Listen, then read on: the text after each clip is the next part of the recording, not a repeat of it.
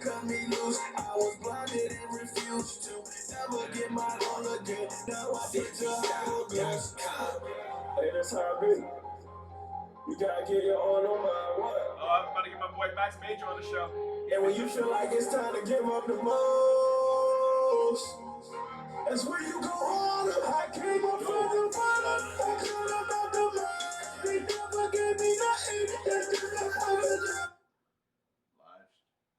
You know how videography is a service. There needs to be a, like, this is a business plan. I would definitely do it. Like, just a business plan for streaming. Like, yeah, we stream your events, corporate events. We stream it for you. Put it on your website. That was on the list, but I wanted to make sure I knew how to make it look good first. Oh, and I got it. We just need one more. Oh, you don't know about the you know, bruh. You seen them video game shows where they be playing video games head to head against each other and shit? Oh shit! Come on, no, it's almost 1 o'clock. Instagram, stop blowing me, man. I get on my fucking nerves. I paid my shit this morning, motherfucker. Hey, okay. Overlay, OTTv. I bet there's some fire making food around here. Where at Shalom the artist. Alright, same thing.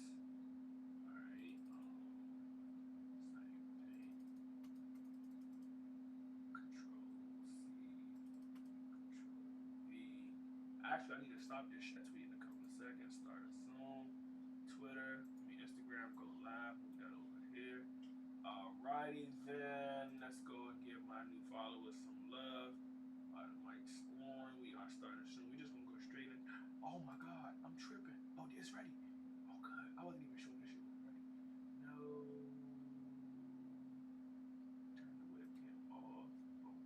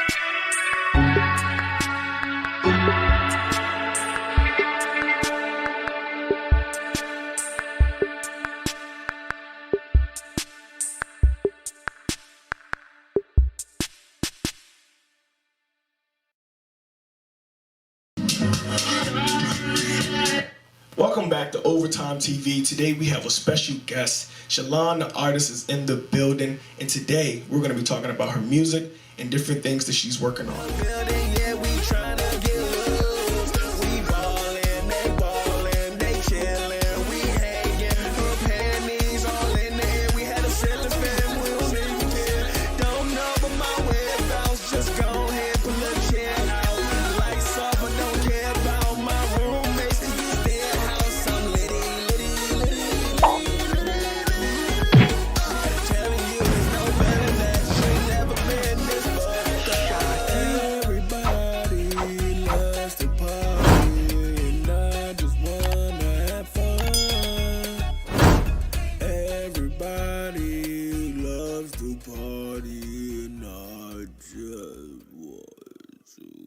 That she's working on.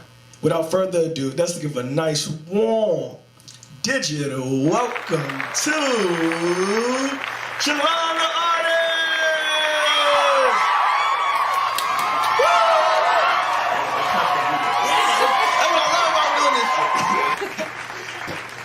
Welcome to the show. How's your day going so far? Good, good. It's morning and waking up, have my coffee over there. Oh yeah, what does the morning look like for you on a regular? It can vary. So I'm an entrepreneur, so I can be at home or I can be on the road. I can be in the studio. I can be anywhere. You were in the studio last night working hard. Yeah, tell us about that experience. Yeah, so I'm doing it. It's another collaboration that I'm doing with Rico Anderson. Nice. He's also a DJ and he tours with Kid Capri. So he called me in and is like, shouts out to Kid Capri. Yeah, so he called me in and is like, hey Shalon, I want you to do, I got a track that I want you to, it's an EDM track. Okay. And so I'm like, yeah, cool, come on. So he actually wrote the lyrics. So it's actually the first time that I've done a track where someone else has written the lyrics. So you're not opposed to that, huh? I'm not opposed to it. No, I'm good with it. We about to put her to work, y'all. We about to put her to work. I usually write my own lyrics. Okay. So, but I'm always open to new things. Always. Yeah, it's great. Yeah. So we laid down the lyrics and then he's like, threw a twist in and he's like, yeah, so we're gonna like do something different. You didn't see that coming? I didn't. He didn't tell me that. Okay. He was like, everyone thinks I'm Spanish. Right. So you are you? No. Okay, tell us. I mean, it doesn't matter. We don't discriminate. I'm not Spanish. Tell us more about your ethnicity. So I'm African American and American Indian, and I have some Austrian in me. So that sounds like all of us, you know. Right? Yeah, I'm mixed. That King Maine slang. Right. Okay, no, that's what's up. Okay, no, I mean, Happy Black History Month. Woo! I ain't want to assume. I'm like, she look a little Latin. I don't know. I'm just kidding with you. No, I'm definitely black. Yeah, my grandmother's like an icon in her town for Black history and all that. Oh, nice. Well, tell us about your grandma. Give us a couple of, I know you don't have to, if you want to, give us a couple of seconds. Tell us about that. Go ahead. Yeah, so my grandmother just turned 92, and we're from Portland, Oregon. So she actually is, when she moved to Portland from Mississippi when she was younger, she started joining all the black clubs and making a huge difference in the community, changing the community completely. They have her mural on the urban housing and development building. Wow. Yeah, they have a mural. So it's just the stardom and that community, that entrepreneur, that drive, that passion to make a difference. That's just in you. That's just all in you, huh? I think it is. Yeah. I think so too. Cause I see you with your kids and your mom. You're a super mom, but you're still like in the studio. You're still entrepreneur, and I'm like, yo, who is this? Who is this? Who is this? Who is this? And how does she have more time than me in my day? I don't have any time. I'm like scrounging for time all the time. And like people call me at 11, 12, 1 o'clock in the morning and don't realize that I do try to sleep. I do actually try to go to sleep. Y'all heard that. She trying to go to sleep. Yeah, so I'm like, I've had to make it so I have to turn my phone on, do not disturb at a certain time. Because they see my work ethic, they think that I work 24/7. Right. I don't work 24/7. I just make it look like I work 24/7. Boy, do I know. I squeeze everything into a very packed amount of time, and I don't know how I do it. I'm watching. I'm trying to figure out how does she do it. How do you make time for your music in the midst of all of this?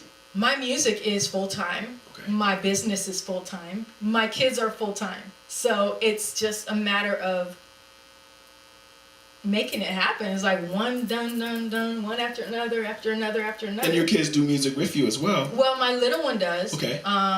She's very musically talented.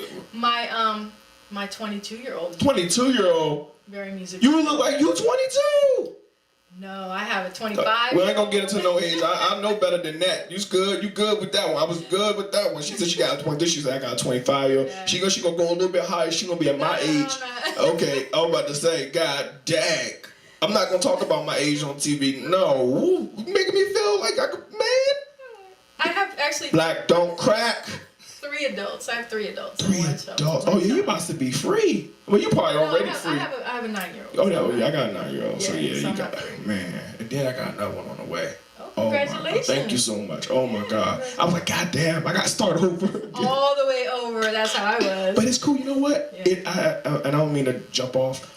It's not starting over for me personally because I was 19 when I had my first child. Me too. And I was about 22 when I had my second. Mm-hmm. But I'm not the same man that I am today. That this when Noah gets here, he got.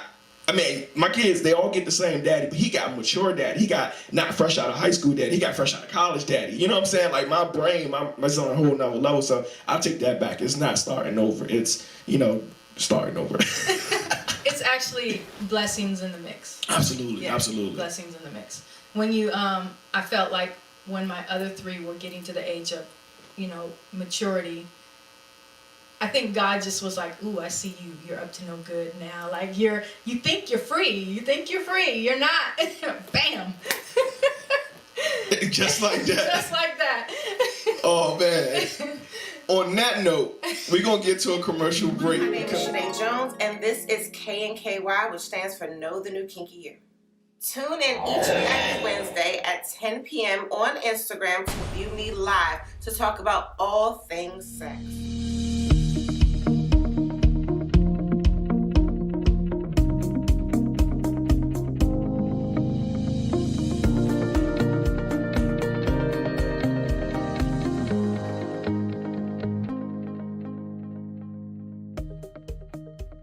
What's up, world? It's your boy Overtime Sims, and you're watching OTTv. You make me feel like sunshine, sunshine. You make me feel like sunshine. Your smile penetrates my soul. Your laughter radiates my light. Your strength, your touch, your kiss, like we knew each other all along. Like our souls combined long ago in a passing. That passing, don't you know? That smile, that light, that night was all ours. I like your music. It's difficult because, not difficult. It's difficult for me not to like it. That's what I want to say. Okay. Because that's the kind of music I make. Like, my ex-wife, she probably was so pissed because I did like a whole project just like, you was wrong. I know I did my shit, but you was wrong.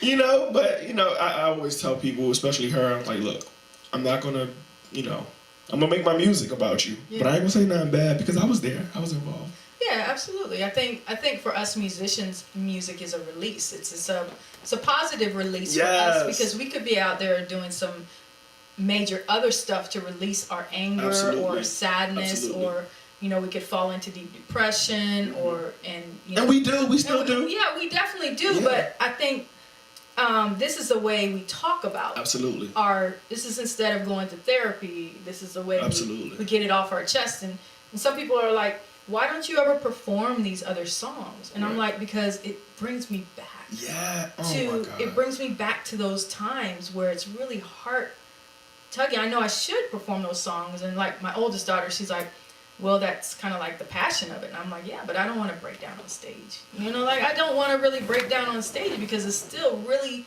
hurtful. I'd rather get it off my chest and let it go. See, I can agree. I can relate with that 100%. I was just having a conversation with someone. I said, when I create the music, that's one stage of therapy. Right, yes. Okay. And artists out there who may created a whole bunch of music, who may not have, they understand that sometimes you're not putting everything out. Right. to put it out is a lot. Yeah. In general, oh shit. It's one thing for me to write it, get it off my chest. Right. Then I gotta go invest and go record it. Right. And then it's like, okay, I didn't invest in recording this. I wanted it to go out, but do I really want people to know that I went through this? Yeah, well, that's the thing. You know, when I started in 2012, actually before that I was writing poetry. Okay. And I didn't really show it to anybody because, you know, you look at all the judgment around you. Yes. And that's where in 2017 and 2018 I had to say, look, I can write this and keep it to myself, or I can let it completely out because you know that someone else is going through the same thing and they don't want to talk about it either. Right. So they don't know how to relate to, they don't know how to let their anger out, let their feelings out. They think it's only them that's going through this. Right. So for me to take all the judgment away and say, I don't care what you think, it was hard for me. Absolutely. Because I'm looking at my parents, I'm like, I don't think they really want to know about all this stuff that's going on. But then in my mind, I'm like, it's not for them. This is for everyone else that is actually going through this. Let me tell you, I don't mean to cut you off. And it was something that I said on one of my songs. Right. That she didn't realize bothered me as much. And I'm a guy, I'm one of those guys. I'm not gonna, I talk about my feelings, I go to therapy, but I'm not gonna sit there and tell my family member, you wrong with me. Because the relationship and, you know, black culture is more important than, okay, that little bit of feeling that I'm feeling. But that feeling be real too. It's real. It's so real. Yes. So instead of me, you know, confronting her and knowing that it'll lead to something else, I created a song. It wasn't on purpose. It wasn't to let you, you know, this is what's going on. It was to get it off my chest. Right. I needed to free myself. And to release it was that second stage I was telling you about of, I don't care what you think. Right. It's out here. Yes. This is how I'm feeling. Yes. And it's like me telling y'all how I feel. And when she talks, she's like, yo, I'm so sorry, blah, blah, blah. I was like, oh my God. I asked my, I said, y'all, you think she heard the song? Because my family apparently don't listen to my music. Well, Shots. Right. You know what I mean? Yeah, exactly. That's what I was thinking. I was like, yeah, they're not going to listen to it. Right. Because it's like not their style Exactly. of music. So they're not going to listen to it. But they did listen to some of my music. But now at this point, I don't think they really listen to it. I think they support me in other ways. Right. But they realized that I was going through so much that they don't want to feel that. Yeah, of course. Like they couldn't be there for me. Before I lose it, would you, if you had a safe place, where you could perform one of those songs, right? Yeah. Would you do it? Yeah. Because I'm gonna go ahead. I'm better. I'm getting better now. Like I am performing some. Of them, but when I first started, I was like, I can't. I'm with you. Like I can't perform that song that I was just talking about. I literally every time I listen to it, I cry. Right. I'm in tears. Right. I'll be sitting in the bed in the morning, and tears will just be rolling down my face. And she knows that, you know, he must be listening. I got the earpods on. He listened to that shit. Yeah. But I told myself, I'm gonna get here and I'm gonna perform. I'm gonna let my tears. If they fall, they fall. You know. But I'm not. Everybody. It's your boy Overtime Sims. Thanks for tuning in to OTTv. And until next time. Before you ask about my day, I bet my smile every time I think about you. I changed the way I used to think. I think about you. And now it's obvious.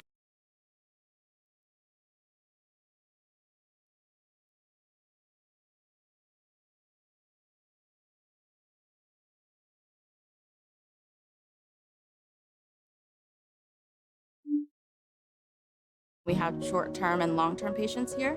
We have all the equipment we need to work with the patient to provide the best care.